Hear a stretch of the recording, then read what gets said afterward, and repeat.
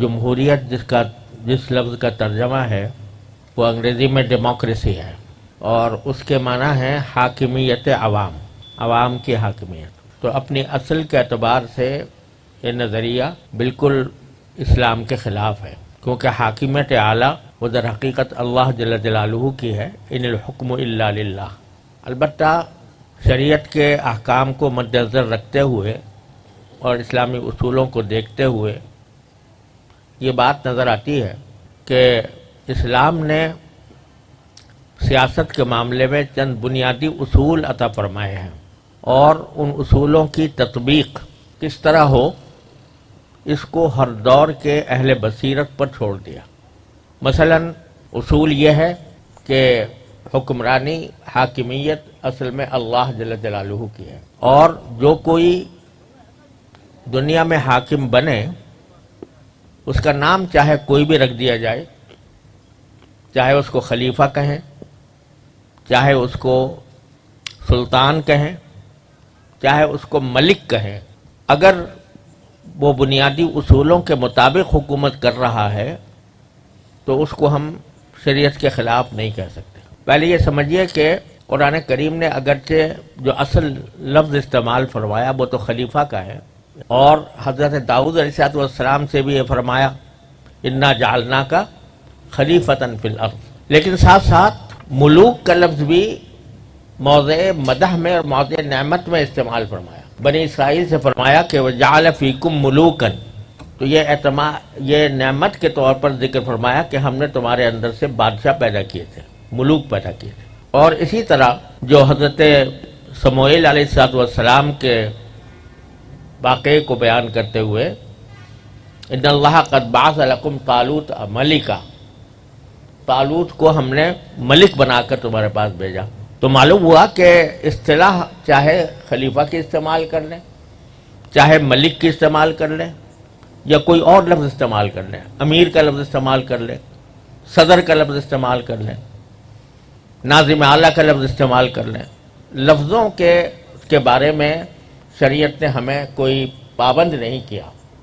کہ حاکم کو ہمیشہ خلیفہ ہی کہو یا ہمیشہ ملک ہی کہو، لیکن اصل بات یہ ہے کہ وہ حاکم ایسا ہو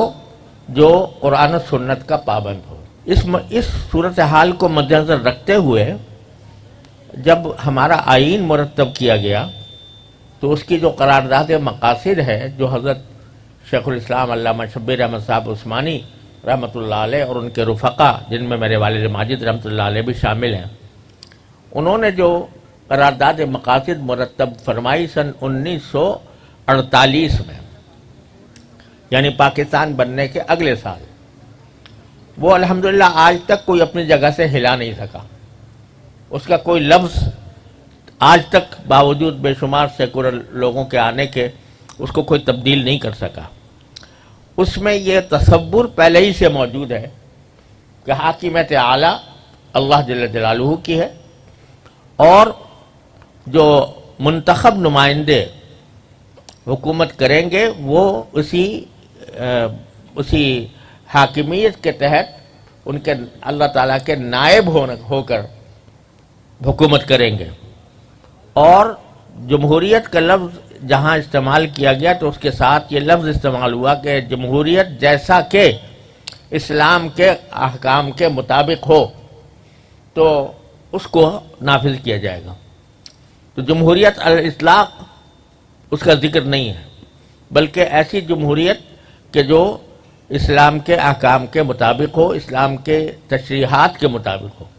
اس کو رکھا جائے گا۔ یہ قرارداد مقاصد پہلے دن سے سن 1948 سے ہمارے آئین کا ایک حصہ بنی چلی آ رہی ہے، اور اسی لیے ہمارے اکابر نے، جس میں علامہ شیخ الاسلام حضرت علامہ شبیر احمد صاحب عثمانی رحمۃ اللہ علیہ ان کے قائد تھے، اور میرے والد ماجد قدس اللہ تعالیٰ سرہ نے بھی اس کی تثبیت میں حصہ لیا، اور ہمارے دوسرے اکابر حضرت مولانا مفتی محمد حسن صاحب رحمۃ اللہ علیہ، حضرت مولانا محمد ادریس صاحب کانلوی رحمۃ اللہ علیہ، یہ سب حضرات اس کی تثبیت میں شریک تھے۔ اس لیے انہوں نے اس لفظ کو اس لیے گوارا کیا، جس کی میں نے بنیاد یہ عرض کی کہ اصطلاحات کے پھیر میں قرآن سنت نے ہمیں نہیں ڈالا، بلکہ ہمیں بنیادی اصول یہ مقرر فرمایا کہ قرآن و سنت کے مطابق ہو۔ اب ساری بات جو آ جاتی ہے وہ شخصیات پر آ جاتی ہے کہ وہ شخصیت اگر قرآن و سنت کے اوپر عمل کرنے کا نہ صرف عزم رکھتی ہو بلکہ اس کے بارے میں کوشاں بھی ہو،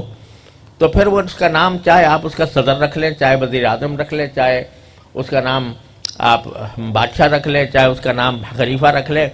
تو شریعت نے اس کے اوپر کوئی پابندی عائد نہیں کی۔ اب سارا مدار اس پر ہے کہ کون سی شخصیات ہیں جو اس مقام تک پہنچتی ہیں کہ جو ملک کا نظام چلائیں۔ اب یہ تو آپ نے دیکھا ہوگا کہ قوانین بہت سے بنتے رہتے ہیں، لیکن قوانین کا بن جانا کافی نہیں ہوتا، بلکہ قوم کی اور عوام کی اور شخصیتوں کی تربیت کی ضرورت ہوتی ہے۔ وہ جب تک تربیت نہیں ہوگی تو اس وقت تک آپ صرف نام خلیفہ رکھنے سے معاملہ حل نہیں ہوگا کہ آپ خلیفہ کسی کو کہہ دیں اور وہ خلیفہ بن کر وہ ایسا یعنی بالکل کہنا چاہیے کہ استبداد کا پیکر بن جائے کہ اس کے بعد وہ جس کی زبان قانون بن جائے اور وہ جیسا چاہے وہ کرے، یہ اسلام کے مطابق نہیں ہے۔ نام چاہے خلیفہ رکھ لیا گیا ہو۔ اس کے برخلاف اگر آج فرض کرو اللہ تبارک و تعالیٰ اس بات کی توفیق دے دے کہ اچھی شخصیات وہ پہنچ جائیں، چاہے وہ وزیر اعظم کے نام سے ہوں، لیکن اچھی شخصیات اگر وہ جا کر آئین کے اوپر عمل کریں اور آئین کے تقاضوں کے اوپر عمل کریں تو کوئی وجہ نہیں ہے کہ اس میں اسلام کی نفاذ میں کوئی رکاوٹ پیدا ہو۔ تو اس لیے یہ کہنا کہ بھئی یہ جو آئین ہے یہ بھی مغربی جمہوریت کا چربہ ہے، یہ خیال غلط ہے، اور یہ کہنا کہ صرف خلافت ہی واحد راستہ ہے اسلامی حکومت کے قیام کا، یہ بھی درست نہیں ہے۔ جیسا میں نے عرض کیا کہ اللہ تبارک و تعالیٰ نے ہمیں جو ان موضوعات میں جن میں کہ زمانے کی تبدیلیوں سے فرق آتے رہتے ہیں، ان کے اندر ہمیں کسی خاص طریقے کا پابند نہیں کیا، بلکہ اصولوں کا پابند کیا ہے۔